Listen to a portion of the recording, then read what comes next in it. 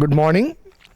క్రీస్తునందు ప్రియమైన దేవుని ప్రజలారా, మరొక నూతన దినాన్ని దేవదేవుడు మనకు అనుగ్రహించి దేవుని సన్నిధిలో ఈ రీతిగా ధ్యానపూర్వకంగా ప్రార్థించుటకు దేవదేవుడు అనుగ్రహించిన తరుణాన్ని బట్టి దేవునికి స్తుతులు చెల్లిస్తున్నాను. మన జీవిత అనుభవాల్లో దేవుడు మనకు చాలా దేవుడిగా ఉండి కాపాడి పరిరక్షించి నూతన దినాన్ని మనకు అనుగ్రహించాడు. మరి అనుగ్రహించిన ఈ దినమందు దేవునికి స్తుతులు చెల్లించవలసిన బాధ్యత మన మీద ఉంది. కాబట్టి చిన్న మాట ప్రార్థన చేసుకొని వాక్యం ధ్యానం చేసుకొని ప్రార్థన చేద్దాం. కృపగల దేవా, దయల తండ్రి, మీ పాదములకు స్తోత్రము చెల్లిస్తున్నాం నాయన. మరొక నూతన దినాన్ని మీరు మాకు అనుగ్రహించారు. ప్రభాస్తుతులు చెల్లిస్తూ అనుగ్రహించబడిన ఈ నూతన దినమందు నీ దివ్య సన్నిధిలో చేరి కుటుంబాలుగా ప్రార్థించుటకు మీరు చూపిన కృపను బట్టి స్తుతులు చెల్లిస్తున్నాం. మా కుటుంబాలన్నీ ఆధ్యాత్మికంగా ఎదగటానికి మీరు అనుగ్రహించిన ఈ దివ్యమైన అవకాశాన్ని బట్టి, అదృష్టాన్ని బట్టి స్తుతులు చెల్లిస్తున్నాం. భౌతిక జీవనానికి కొంత ఇబ్బంది కలిగించినప్పటికీ ఆధ్యాత్మిక జీవిత ఎదుగుదలకు ఇది ఎంతో ఉపయోగకరంగా ఉంది. కాబట్టి ప్రార్థన చేస్తున్నాం నాయన. మరి సంఘముగా కూడి మరి ప్రార్థించలేకపోయినా మరి కుటుంబాలుగా చేరి ప్రార్థించే అవకాశం అనుగ్రహించారు. స్తుతులు చెల్లిస్తూ మరి దిన కార్యక్రమాన్ని మీ తోడ్పాటు అనుగ్రహించమని, ఈ ధ్యానంలో మీ సన్నిధి ఉంచమని మా రక్షకుడైన యేసు నామమున అడిగి వేడుకొంటున్నాం తండ్రి, ఆమెన్. ఆంధ్ర క్రైస్తవ కీర్తన పుస్తకంలో 23వ కీర్తన, ఎటుల నీకు స్తుతులు నర్తుము యెహోవా తనయ అనే కీర్తన పాడుకుందాం. 23వ కీర్తన, ఆంధ్ర క్రైస్తవ కీర్తన పుస్తకంలో 23వ కీర్తన. ఎటుల నీకు స్తుతులు నర్తుము యెహోవా తనయ, ఎటుల నీకు నూతులు నర్తుము. పటుతర పాపంబుల నడి పంకమందు చిక్కి మదిని దిటము చెడిన మమ్ము బ్రోచి దిక్కు చూపినంటి యేసు,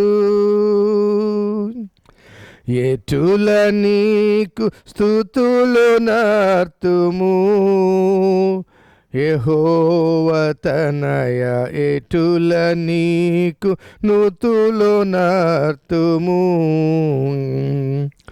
పాపకూపమందు నుండగా పాప విమోచ దాపు చేర్చి కాపు చూపితి. శాపగ్రస్తులైన మా శాపము విముక్తి చేయా, నీ పవిత్ర రక్తమేనా ప్రాపుగాను సంగీతివి. ఎటుల నీకు స్తుతులు నర్తుము యెహోవా తనయ, ఎటుల నీకు నూతులు నర్తుము. భారభరితమైన ఆత్మలా భారమును తీసి భూరి సౌఖ్యములతో నింపను. భారకుండ ఘోరమైన శ్రమల నుండి మరణముంది తిరిగి లేచి నీవు ధాత్రి మహిమ నొందినట్టి దేవా, ఎటుల నీకు స్తుతులు నర్తుము యెహోవా తనయ, ఎటుల నీకు నూతులు నర్తుము. నీతిహీనులైయుండగా ఓ కర్త మాదు బీతులన్నీ బాపి నీ కృపన్ నీతి రక్ష వస్త్రములను బాతిగద రింపచేసి భూతలంబునందు నిన్ను ఖ్యాతిగా సేవింపచేసితి.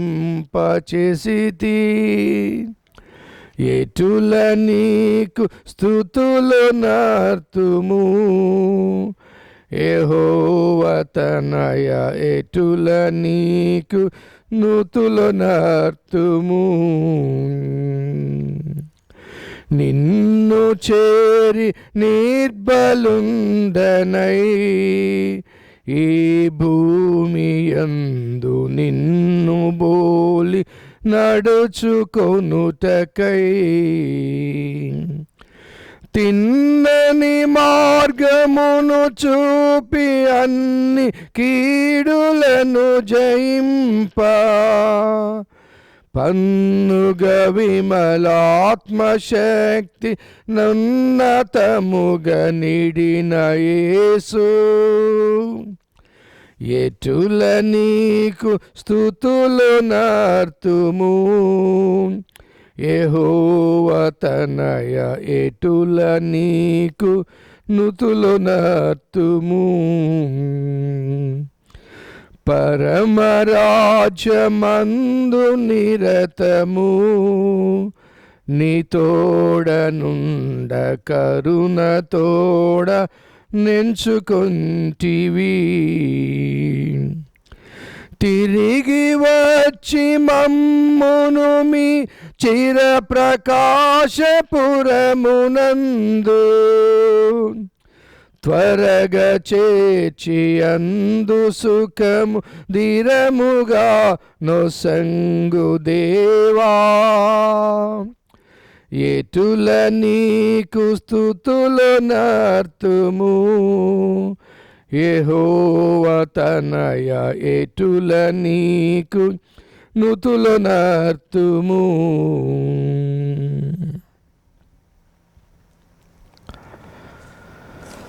దేవుని వాక్యం చదువుకుందాం. పరిశుద్ధ గ్రంథం నుంచి యెషయా గ్రంథము 8వ అధ్యాయం.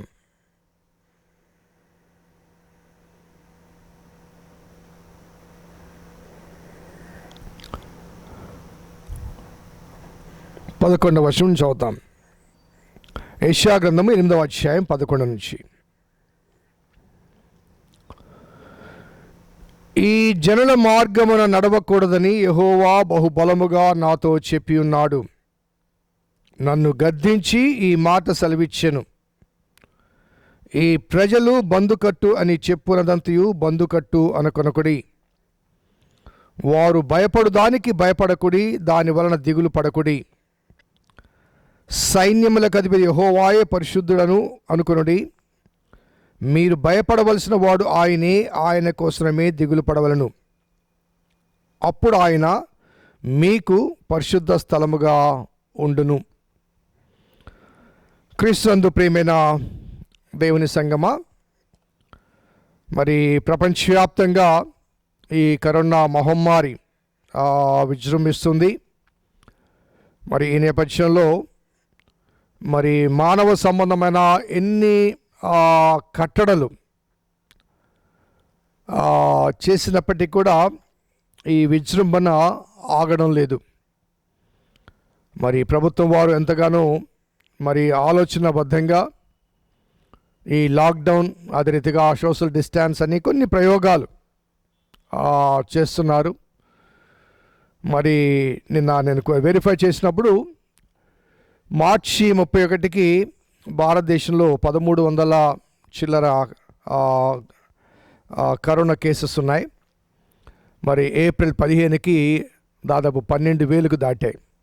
అనగా ఈ 15 రోజుల కాలంలోనే దాదాపు 14,000 కేసెస్లు, 1,300 ఉన్న కేసెస్ దాదాపు 12,000 కేసెస్ దాటాయి. అంటే దాదాపు ఈ 15 రోజుల్లో 10,000 కేసెస్ ఇంక్రీజ్. అనగా మానవ సంబంధమైన నియంత్రణలో ఉండగా ఇంత పెరిగిందంటే ఒకవేళ నియంత్రణ లేకపోతే ఇంకెంతగా విజృంభించి ఉండేదో ఒకసారి మనము ఆలోచించుకోవాలి.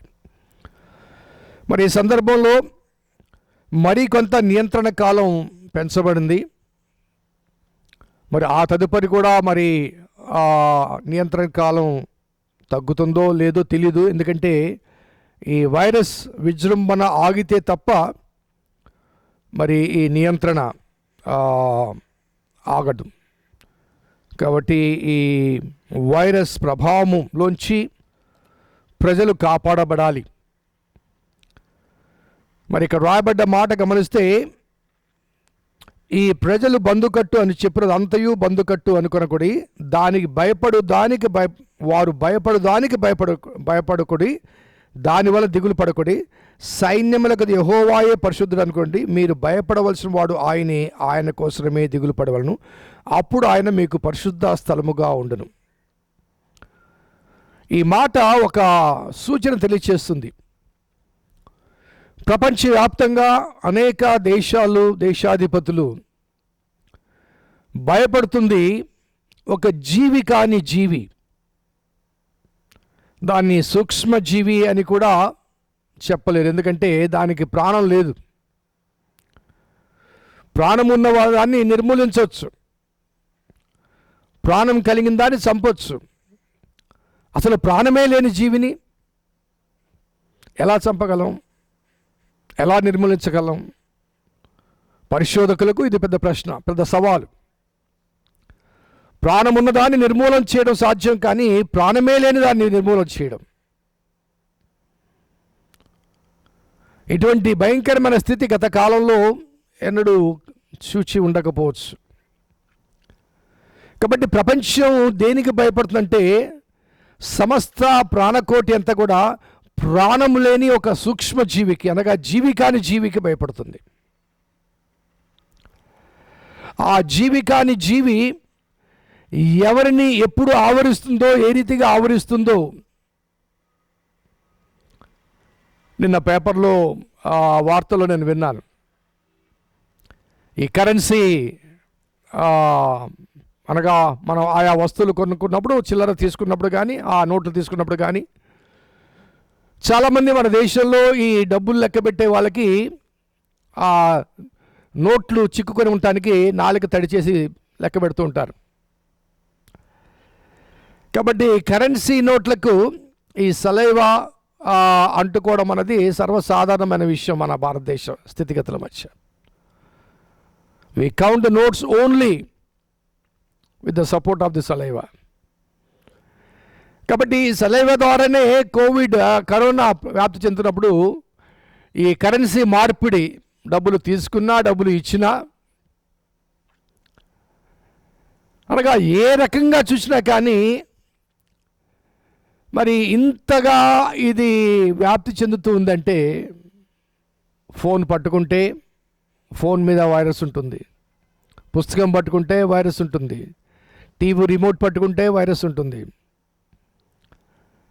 అలాగే పాలవాడు పాల ప్యాకెట్ తీసుకొస్తే వైరస్ ఉంటుంది, ప్రొవిజన్ షాప్లోకి వెళ్ళి వస్తువులు తెచ్చుకుంటే వైరస్ ఉంటుంది, కూరగాయలు తెచ్చుకుంటే వైరస్ ఉంటుంది.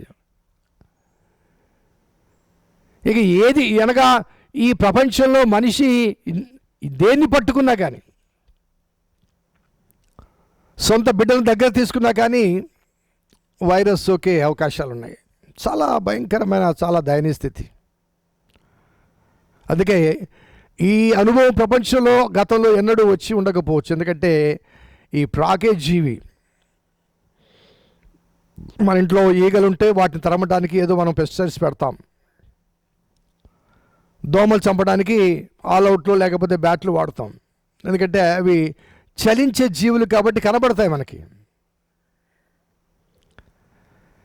కానీ ఇది కనిపించదు కాబట్టి, ఇది ప్రాణమే లేదు కాబట్టి ఎక్కడ ఉందో చెప్పలేం. ఇంకా చాలా భయంకరమైన విషయం ఏంటంటే, ఆ వ్యాధి సోకిన తర్వాత 14 దినాల వరకు ఆ వ్యాధి లక్షణాలు బయటికి రావట. ఆ లక్షణాలు బయటికి రాకపోయినప్పటికీ ఆ 14 దినాల కాలంలో మనం ఎవరిని పట్టుకున్నా వారికి వైరస్ పోతుంది. So we are not exposed but we can interact with others. ఇతరులకు అది అంటించే అవకాశాలు ఉన్నాయి. కానీ ఈ వాక్యం చాలా చాలా చాలా చాలా శ్రేష్టమైన ఒక ఊరట ఏంటంటే, మీరు చేసే ఈ బందుకట్లు లేకపోతే ఈ ప్రయత్నాలు ఏవి కూడా పరిపూర్ణంగా ఈ సమస్యల నుంచి మనిషిని పరిష్కరించలేవు. దేశానికి కాదు, ప్రపంచానికి ఈ వార్త ఇది. ప్రపంచంలో ఆయా దేశాలు ఏదో నిర్మూలించడానికి, నిరోధించడానికి కట్టడి చేసినప్పటికీ ఆయా ప్రయత్నాలు. కానీ ఇక్కడ దేవుని వాక్యం ఏం చెప్తుందంటే, యెహోవాయే మీకు పరిశుద్ధ స్థలముగా ఉండును, కాబట్టి మీరు భయపడవలసిన వాడు, లేకపోతే ఆయన కోసమే మీరు దిగులు పడాలి, ఆయన పట్లనే మీరు భయపడాలి. అనగా యెహోవాయందు భయభక్తులు కలిగి ఉండుటనే ఈ సమస్యకు పరిష్కారం. దేవుని వాక్యం చెప్తున్నమాట. యెహోవాయందు భయభక్తులు కలిగి ఉండి, అనగా దేవుని పట్ల భయభక్తులు కలిగితే మరి ఈ ప్రాణిని దేవుడు మాత్రమే నిర్మూలించగలడు. కనుక ప్రపంచము దేవుని వైపు తిరగాలి, ప్రపంచము దేవుణ్ణి ప్రార్థించాలి, ప్రపంచం దేవుని వైపు చూడాలి. మానవ ప్రయత్నాలు, మానవ ప్రయోగాలు ఇవన్నీ కూడా విఫలమైపోయాయి. ప్రభువా, నీవు తప్ప మాకు వేరొక ఆశ్రయదుర్గం లేదు అంటూ ఆయన ఎదుట మనం భయపడాలి, ఆయన ఎదుట మనము దిగులు పడాలి. అనగా నా చింత యావత్తు ఆయన మీద వెయ్యాలి. ఈ కరోనే కాదండి, ఇంకా ఏ రోగమైనప్పటికీ కూడా, ఏ సమస్య అయినప్పటికీ కూడా, ఎవరిని ఏ రీతిగా వేధించినా బాధించినప్పటికీ కూడా పరిష్కరించే రక్షకుడు ఆయనే. కాబట్టి ఆ రక్షకునికి భయపడాలి, అనగా ఆయన పట్ల భయభక్తులు కలిగి ఉండాలి. సో దేవుడు మనల్ని కాపాడాలి అంటే దేవుని భద్రతలోనికి రావాలి. దేవుని భద్రతలోనికి రావాలంటే దేవుని పట్ల భయభక్తులు కలిగి ఉండాలి. దేవుణ్ణి విస్మరించేవాళ్ళు, విసర్జించేవాళ్ళు, లేకపోతే దేవుడు మాకు అవసరం లేదని భావించే వారికి దేవుని సహాయం ఏ రీతిగా ఉంటుంది? దేవుని వద్దకు రాకపోతే, దేవుని ఆశ్రయించకపోతే, దేవుని ప్రార్థించకపోతే దేవుని సహాయం ఏ రీతిగా వస్తుంది? సో ప్రార్థించమని, దేవునికి భయపడమని ప్రార్థించమని దేవుడే కోరుతున్నాడు. మీరు అడగండి అంటున్నాడు ఆయన. స్వయంగా దేవుని కుమారుడుగా ఈ లోకానికి వచ్చినటువంటి యేసుక్రీస్తు వారే స్వయంగా రేయింబగలు ప్రార్థనలో గడిపాడు. ఆయన ప్రార్థన ఎలా చేయాలో శిష్యులకు నేర్పించాడు. అలాగే ఆయన ప్రబోధాల్లో మీరు మెలకువగా ఉండి ప్రార్థన చేయండి అంటాడు. Awake and alert and pray. So ఈ సూక్ష్మ కణజాలము లేకపోతే ఈ వైరస్ ఏ రీతిగా, ఎవరి ద్వారా, ఏ ప్రక్రియ ద్వారా మన వైపుకు వస్తుందో మనము ఊహించలేము. కాబట్టి మనముగా దాన్ని నిరోధించలేము. కాబట్టి మానవ చేసే ప్రయత్నాలు ఈ వైరస్ నుంచి కొంత ఉపశమనాన్ని ఇస్తాయేమో, కానీ శాశ్వతమైన పరిష్కారం అనుగ్రహించవు. కొంత తాత్కాలికంగా దాని వేగము తగ్గుతుంది, కానీ పూర్తిగా అది నిర్మూలము గావించబడాలి అంటే ఆ సర్వోన్నతుడైన దేవుని ఆశ్రయించాలి, ఆ సర్వోన్నతుడైన దేవునికి ప్రార్థన చేయాలి. ఆ ప్రార్థనలో మనం ఒప్పుకోలు అవసరం. పరిసయ్యుడు ప్రార్థనలు కాదండి, సుంకరి ప్రార్థనలు కావాలి.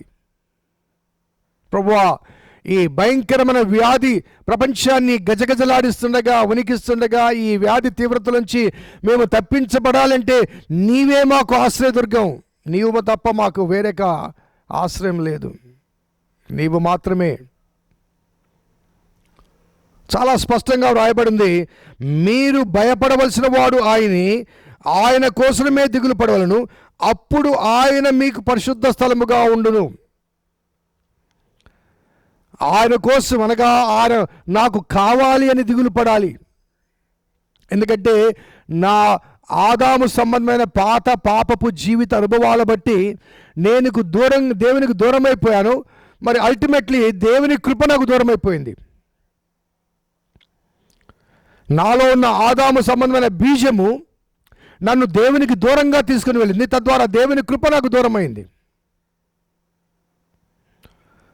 మనము కాపాడబడడం లేదంటే దానికి కారణం దేవుడు మనకు దూరం కావడం కాదు, మనము దూరమయ్యాము ఆయన కృపకు. కాబట్టి ఆయన కృప దూరమైంది. ఎందుకంటే ఆయనకు సమీపంగా ఉంటే మనము ఈ లోకములో సుఖము అని భావించే చాలా అంశాల నుంచి మనం దూరం కావాలి. ఒక చిన్న ఎగ్జాంపుల్ చెప్తాను. అనగా నేను ఎవరి ఇంటికి రాలేదు, ఈ 20 రోజులుగా చర్చిలో ఉన్నాను. కానీ నా తలంపు మేరకు, లేకపోతే నా ఆలోచన పరిధి మేరకు చాలా గృహాల్లో తమ ఖాళీ సమయాన్ని దేని కొరకు ఉపయోగిస్తున్నారు, ఏ దృశ్య మాధ్యమాల మీద తమ దృష్టిని ఉంచారో వ్యక్తిగతంగా మీకు మీరే పరిశీలన చేసుకోండి. మీ సమయాన్ని దేవుని సన్నిధిలో ఎంత సమయాన్ని గడుపుతున్నారు, వ్యర్థమైన వాటి మీద ఎంత దృక్పథాన్ని ఉంచుతున్నారు. సెల్ఫ్ ఎవాల్యుయేషన్, స్వపరీక్ష మనమే చేసుకోవాలి. కాబట్టి దేవునికి భయపడాలి, ఆయన కోసము దిగులు పడాలి. ప్రభా నీవు లేవే ప్రభా అంటే ఆయన కోసం దిగులు పడాలి. అనగా we must feel the absence of God. ఎందుకంటే దైవ వ్యతిరేకమైన క్రియలు బట్టి, ఆలోచనలు బట్టి, ఉద్దేశాలు బట్టి, భావాలు బట్టి, తలంపులు బట్టి దేవుని కృప మనకు దూరమైనప్పుడు ప్రభా నీ కృప నాకు కావాలి. So we need to feel the absence of God's grace. ఆయన కోసమే దిగులు పడాలంటే ఆయన కృప కొరకు కావాలని కోరుకోవాలి, దిగులు పడాలి. ప్రభువా నీ కృప నాకు దూరమైంది కాబట్టి ఈ శ్రమలు, ఈ బాధలు, ఈ బలహీనతలు, ఈ ఇబ్బందులు. నేను కేవలం కరోనా గురించి మాత్రమే మాట్లాడడం లేదండి. మరణానికి కరోనా ఒక్కటే అవసరం కాదు. ప్రతిరోజు కరోనా ద్వారా ఇంతమంది చనిపోయారనే దేశం, ప్రపంచం లెక్కలు చెప్తుంది. కానీ కరోనా లేకుండా చనిపోయేవారి సంఖ్య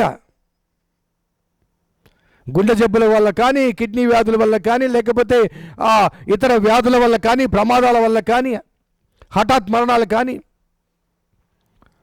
ఈ కరోనా సంఖ్యకు కొన్ని రెట్లు, బహుశా 100 రెట్లు ఎక్కువ ఉండవచ్చు. ఒక 10,000 మంది కరోనా ద్వారా ప్రపంచంలో చనిపోతే 1,00,000 మంది ఈ వ్యాధి ద్వారా చనిపోయిన వారు ప్రతిరోజు వివిధ వ్యాధుల ద్వారా చనిపోయేవారు. So it is not necessarily the corona.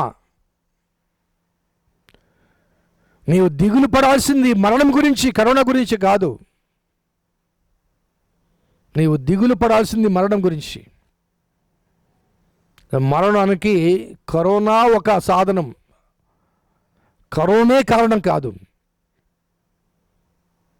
There may be many issues, many problems. కాబట్టి భయపడాల్సింది మరి ఆ మరణానికి భయపడాలి. ఆ మరణం ఎందుకు సంభవించిందంటే దేవునిలో నీవు నీ జీవితాన్ని భద్రపరచుకోలేదు కాబట్టి, అనగా దేవుని నుంచి నీవు దూరమయ్యావు కాబట్టి. So you need to pray to God feeling with the sense of God's absence.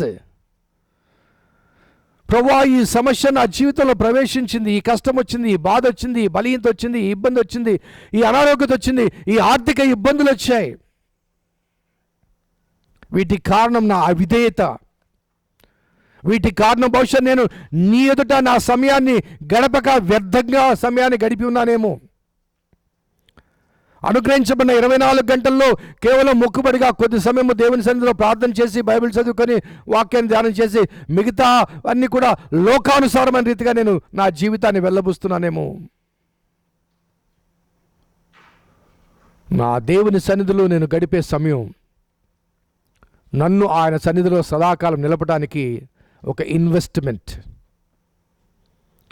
ఈ లోకంలో జీవించి ఉన్న కాలంలో దేవునితో నేను గడిపే సమయం ఆ పరమదేవుని సన్నిధిలో సదాకాలం నివసించడానికి ఒక ఇన్వెస్ట్మెంట్, ఒక పెట్టుబడి. If you don't spend your time with God, or if you don't utilize your time properly in the presence of God, I doubt we may not be having a place in His presence, in His kingdom. కాబట్టి మీరు భయపడవలసింది corona గురించి లేకపోతే మరొక దాని గురించి చాలా చక్కగా రాస్తాడు. వారు భయపడు దానికి భయపడకుడి, దానివల్ల దిగులు పడకుడి. అనగా దేవుని గురించి ఎరుకలేని వారు, దేవుడు కాపాడుతాడని దేవుని ఆశ్రయించిన వారు భయపడతారు. దేవుని ఎరుక కలిగిన వారు, దేవుని ఆశ్రయించిన వారు మరి ఈ వ్యాధి, ఈ వైరస్ లేకపోతే ఇంకో ప్రమాదానికి కూడా భయపడరు. కాబట్టి అలా భయము లేకుండా ఉండాలి అంటే నీవు వ్యాధికి కాకుండా వైద్యునికి భయపడాలి. నీవు వ్యాధికి కాకుండా వైద్యునికి భయపడాలి. ఎందుకంటే ఆ వైద్యుడు నీకు నిజమైన సరైన చికిత్స జరిగిస్తాడు. అలాగే ఆ వైద్యుని గురించి దిగులు పడాలి, ఎందుకంటే ఆ వైద్యునికి నీవు అందుబాటులో లేవు కాబట్టి. You must make your self available to the doctor, the heavenly doctor. సాధారణంగా మనకు బలహీనత కలిగినప్పుడు మనం ఇంట్లోనే కూర్చొని డాక్టర్ గారు నన్ను బాగు చేయండి అంటే డాక్టర్ గారు బాగు చేయలేడు. You must approach him, you must go to him, you must confess the problem. నీవు దేవుణ్ణి కనుగొనాలి, దేవుని దగ్గరికి వెళ్ళాలి. ఆ వైద్యుడు, పరమ వైద్యుడు దేవదేవుని దగ్గర ఒప్పుకోవాలి ఈ సమస్య ఉంది అని. నాకు ఈ బలహీనత ఉందని ఒప్పుకోవాలి, నీ పాపాన్ని ఒప్పుకోవాలి. అప్పుడు మాత్రమే ఆయన డయాగ్నోస్ చేసి నీకు ప్రాపర్ ట్రీట్మెంట్ ఇస్తాడు తన రక్తాన్ని చేత. సో నువ్వు దిగులు పడాల్సింది ఆయన కోసమే, నీవు భయపడాల్సింది ఆయన కోసమే. ప్రజలు భయపడడానికి మీరు భయపడకుడి, అదే రీతిగా దాని వలన దిగులు పడకుడి. మీరు యెహోవా కొరకే భయపడడి. మీరు భయపడవలసిన వాడు ఆయనే, ఆయన కోసమే దిగులు పడుడి. అప్పుడు అక్కడ రాయబడ్డ మాట, ఆయన మీకు పరిశుద్ధ స్థలముగా ఉండును. ఆయన మీకు పరిశుద్ధ స్థలముగా ఉండును అనగా he will be A custodian to you and to me. He will be A Guardian to me and to you. మనకు ఆయన తన రెక్కల నీడలో ఆయన కాపాడుతాడు, పరిశుద్ధ స్థలముగా ఉంచుతాడు. ఆయన మనకు అపాయం కలిగించే ఏ అపవిత్రత కూడా రాకుండా ఆయన పరిశుద్ధ గుడారములో మనల్ని దాస్తాడు. ఆయన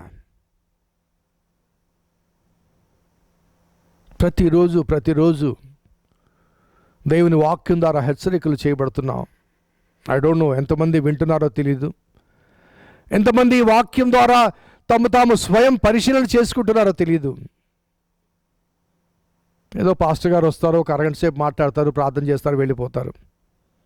అంతటితో బైబిల్ మూసివేసి, పుస్తకాలు మూసేసి, టీవీ ఆన్ చేసేసి రాబోయే సీరియళ్ళ గురించి, సినిమాల గురించి.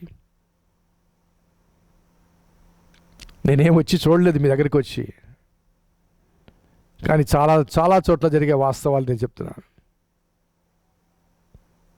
Try to spend your time with God because time is valuable.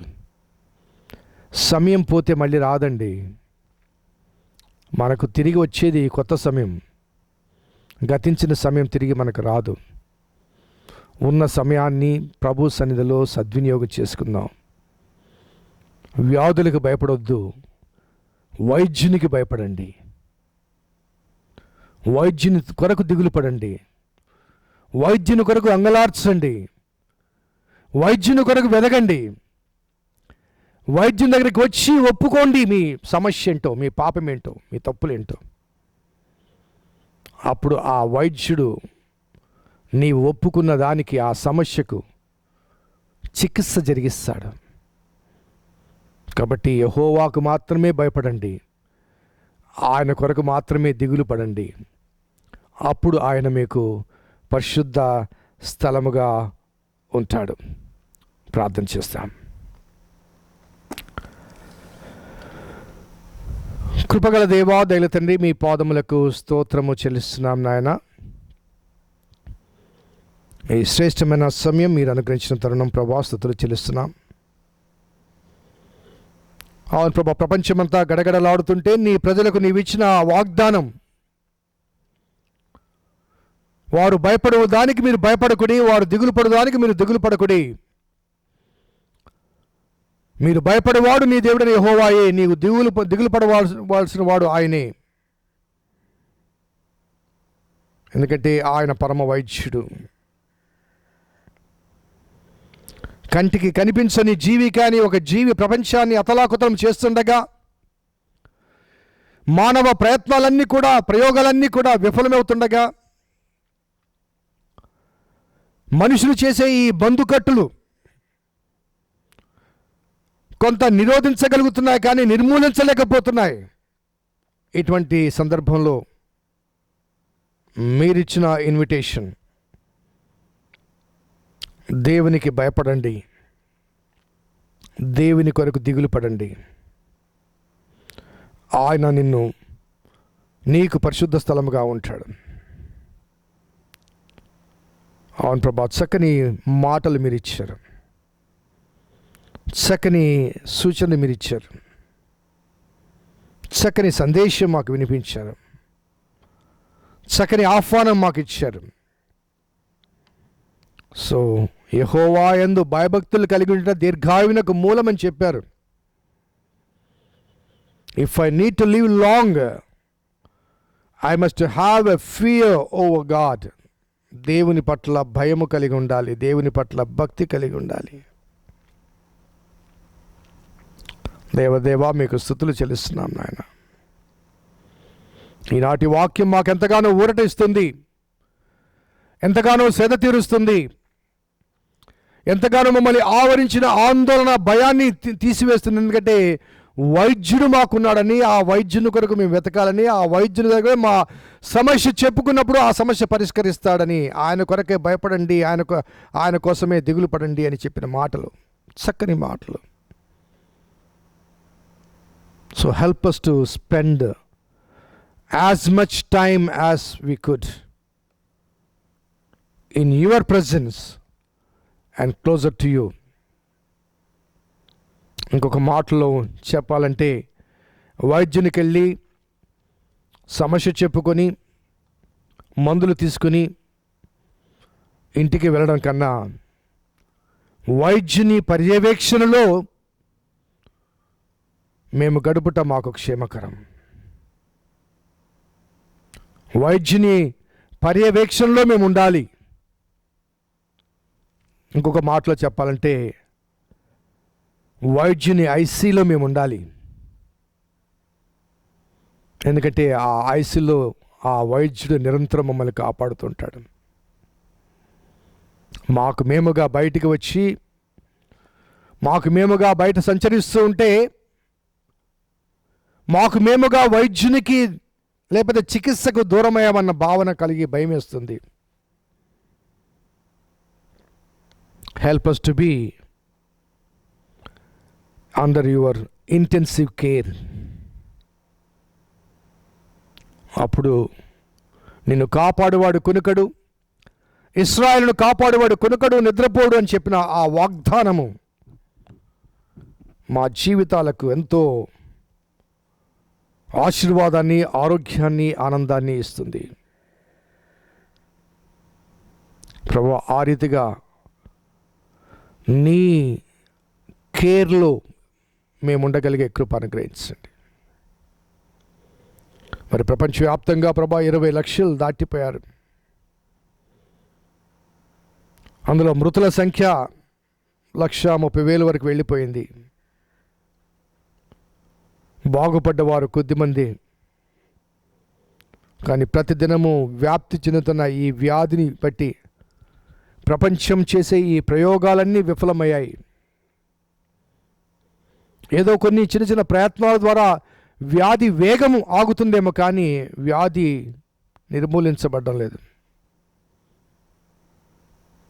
వేగ నియంత్రణ మాత్రమే మేము చేయగలుగుతున్నాం. వ్యాధి నిర్మూలన మానవుని హస్తాల్లోనికి, మానవ పరిధిలో లేదు. కాబట్టి దానికి భయపడకుండా వాటికి భయపడు వారిలాగా మేము భయపడకుండా మా దేవునికి భయపడి ఆయన కొరకు దిగులు పడితే ఆయన పరిశుద్ధ స్థలముగా ఉంటాడని చెప్పిన మాటలు జ్ఞాపకం చేసుకుంటూ, help us to turn towards you, to be under your intensive care. Help us to turn towards you so that we may be always under your intensive care. అప్పుడు నీవు మాకు ఊపిరిగా ఉంటావు. మా శ్వాస నిశ్వాసలు నీ స్వాధీనంలో ఉంటాయి. మా జీవిత ప్రసరణ నీ దర్పణంలో కనిపిస్తుంది. మమ్మల్ని కాపాడే దేవుడు, కునుకోవు, నిద్రపోవు. కాబట్టి ఆ మార్పు మాకు పరిపూర్ణంగా దయచేయమని వేడుకుంటున్నాం. వ్యాధికి లోనై మరణించిన వారి కుటుంబాల గురించి ప్రార్థన చేస్తున్నాం తండ్రి. వారేదో గొప్ప నేరం చేశారు కాబట్టే చనిపోయారు, మేము పవిత్రులం, అందుకే మేము మిగిలి ఉన్నామనే ఆ దృక్పథాన్ని మా నుంచి తీసివేయండి.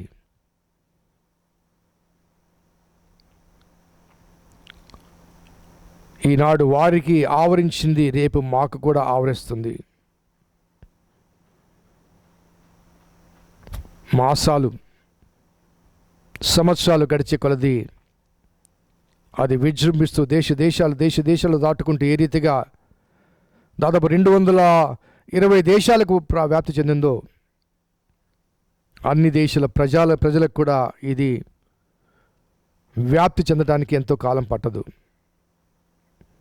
ఇది ఇలాగే కొనసాగితే ప్రపంచంలో ఏ ఒక్కరూ మిగలరు.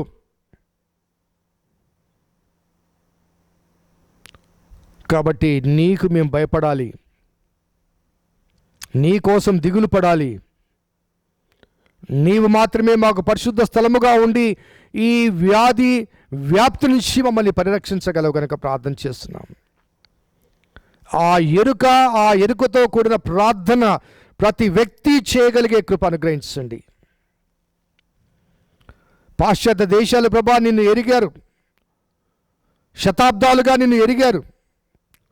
2 శతాబ్దాల క్రితమే మా ప్రాంతాలకు వచ్చి మాకు నిన్ను పరిచయం చేశారు. మాకు ఇచ్చి వాళ్ళు కోల్పోయారు. ఈనాడు దేవుడు మాకు అక్కర్లేదనే స్థితిలో ఎదుగుతున్న వారికి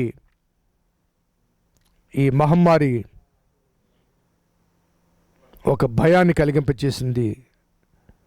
దేవుడు అక్కర్లేదన్నావు కదా, మరి నిన్ను నీవు రక్షించుకో, నిన్ను నీవు కాపాడుకో.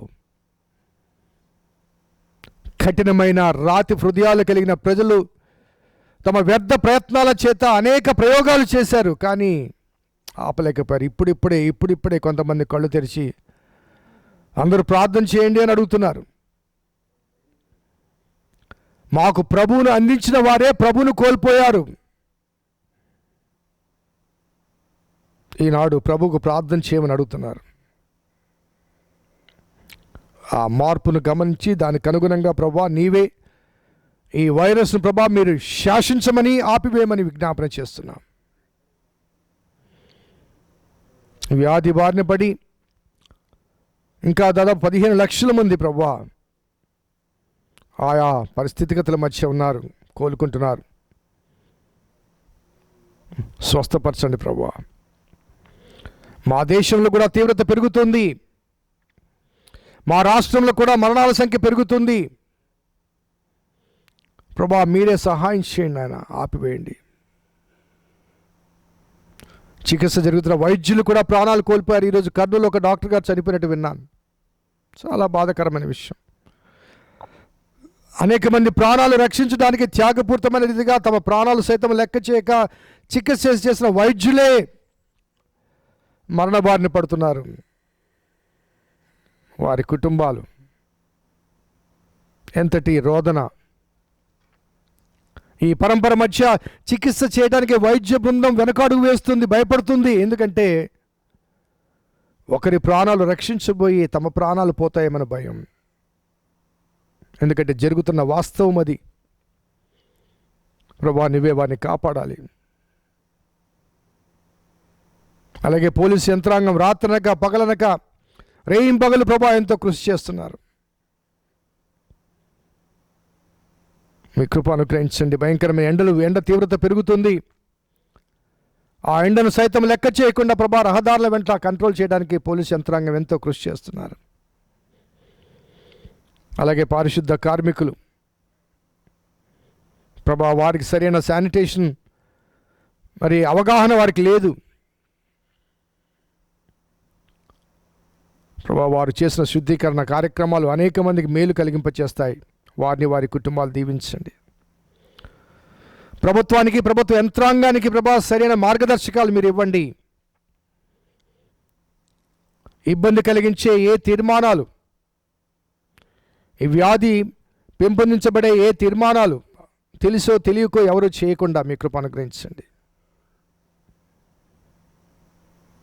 మీరే ప్రపంచాన్ని నిర్మించిన వాడవు కనుక ఈ ప్రపంచం నిర్మూలము కాకుండా కాపాడే బాధ్యత ప్రభా నీకు మాత్రమే ఉంది కనుక కాపాడగలిగిన శక్తి సామర్థ్యత మీకు మాత్రమే ఉంది కనుక నీ కృపను కోరుకుంటూ, నీ కరుణను వేడుకుంటూ, నీ సహాయానికై వీక్షిస్తూ ప్రార్థన చేస్తున్నాం.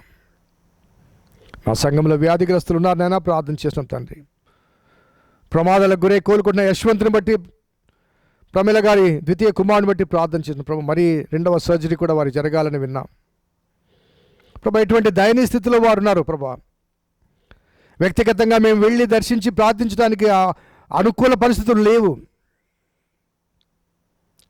ప్రమాదంలో ఉన్న ఆ బిడ్డలు ప్రభా, మరి ఈ వైరస్ ద్వారా మరొక సమస్య వారికి రాకుండటానికి ప్రభా ఈ సోషల్ డిస్టెన్స్ మెయింటైన్ చేయాల్సి వస్తుంది. కానీ మేము వెళ్ళినా దర్శించినా దర్శించకపోయినా మమ్మల్ని నిరంతరము కాపాడే మా దేవుడు మాకు సమీపంగా ఉన్నాడు. ఆపత్కాలంలో నమ్ముకునే సహాయకుడు అన్న వాస్తవికతను వారు నమ్మారు, విశ్వసించారు కనుక వారి యొక్క ప్రార్థన నేపథ్యంలో వారిని, వారి కుటుంబాలను, వారి బిడ్డలను కాపాడండి ప్రభువా. ఈ భయంకరమైన మహమ్మారి బయట నుంచి వ్యాప్తి చెందుతుండగా లోపల గృహాల్లో బాధితులతో చేత లేకపోతే ఈ సమస్యల చేత ఈ యాక్సిడెంట్ చేత బాధపడుతున్న బిడ్డల గురించి ప్రార్థన చేస్తున్నాం నాన్న, సహాయం చేయండి ప్రభా. మీరు తప్ప ఎవరు వారికి సహాయం చేయలేరు, మీరే సహాయం చేయాలి. యశ్వంత్ చాలా బలహీనంగా ఉన్నాడని విన్నాం నాన్న, ప్రార్థన చేస్తున్నాం ప్రభా, సహాయం చేయండి ప్రభా. ఎవరి కుమారుడు నాయన ప్రార్థన చేస్తున్నాం. రేవంత్ కూడా ప్రభా బటోనీలు కొద్దిగా ఇబ్బందిగా ఉందని విన్నాను, మీరే ముట్టండి, స్వస్థపరచండి, ఆరోగ్యం దయచేయండి. చంద్రపాల్ గారు ట్రీట్మెంట్ నిమిత్తం బెంగళూరు వెళ్ళారైనా మరి కాపాడి మా మధ్య నడిపించండి. క్యాన్సర్ వ్యాధితో బాధపడుతున్నటువంటి కడప శ్రీరాముల గురించి, రాజేశ్వరి గురించి ప్రార్థన చేస్తున్నాం. నా తల్లి గారికి అనుగ్రహించిన స్వస్థత బట్టి వందనాలు తెలియజేస్తున్నాం. మా వృద్ధుల గురించి ప్రార్థన చేస్తున్నాం ప్రభా. సరోజనమ్మ గారి గురించి, పంకజమ్మ గారి గురించి, విజయేశ్వరాయ్ గురించి, జయలక్ష్మీబాయి గురించి ప్రార్థన చేస్తున్నాం. వసంతమ్మ గారి గురించి, దేవవర్మ గారి గురించి ప్రార్థన చేస్తున్నాం. నాన్న సహాయం చేయండి, నా వృద్ధులు మీ కృపను అనుగ్రహించండి. అదే రీతిగా ప్రభు మరి మేరమ్మ గురించి, మరియమ్మ గురించి, పెద్ద సుందరం గురించి, ఈవి రమణయ్య గురించి, వెంకటయ్య గురించి ప్రార్థన చేస్తున్నాం. పౌలయ్య గురించి ప్రార్థన చేస్తున్నాం. నీ దయా సంకల్పాన్ని బట్టి పెద్ద వయసులో ఉన్నప్పటికీ ఆరోగ్యంతో ఉన్నటువంటి మా ప్రియులు రూబెన్ గారి బట్టి, కేబీ జయకుమార్ గారి బట్టి ఇంకా 60 సంవత్సరాలు దాటిన అనేక మంది గురించి ప్రార్థన చేస్తున్నాం. వారికి అనుగ్రహించే ఆరోగ్య స్థితిని బట్టి స్థుతులు చెల్లిస్తూ, ఏ బలహీనత వారి దరి చేరకుండా మీరే కట్టడి వేయమని విజ్ఞాపన చేస్తున్నాం. మా సంఘంలో ప్రతి కుటుంబాన్ని దీవించండి, ప్రతి కుటుంబాన్ని ఆస్వాదించండి. ఈ వేసవిలో ప్రభువా, నీ కృప నీ గొడుకున్న మేమందరం భద్రపరచబట్టకు మీ సహాయం దయచేయమని, మాతో కలిసి ఈ ప్రార్థనలో ఏకీభవించే ప్రతి విశ్వాసిని దీవించమని మా రక్షకుడైన యేసు నామమున అడిగి వేడుకొంచున్నాం తండ్రి. ఆమెన్. తండ్రి, కుమార, పరిశుద్ధాత్మ త్రియేక దేవుని దీవెన ఈ ప్రార్థనలో ఏకీభవించిన విశ్వాసులకు, ఈ వాక్యం ద్వారా తమ జీవితాలు నీ వైపుకు మరల్చుకున్నటువంటి నీ బిడ్డలకు, ఆయా విధాలుగా బాధపడుతున్నటువంటి బిడ్డలకు, ఈ కరోనా ద్వారా మరి ప్రొటెక్షన్ కొరకు సహాయం చేసినటువంటి పోలీసు యంత్రాంగం, మున్సిపాలిటీ యంత్రాంగం, వైద్య బృందానికి సదాకాలం తోడేండును కాక. ఆమెన్. God bless you. దేవుడి మిమ్మల్ని దీవించును కాక.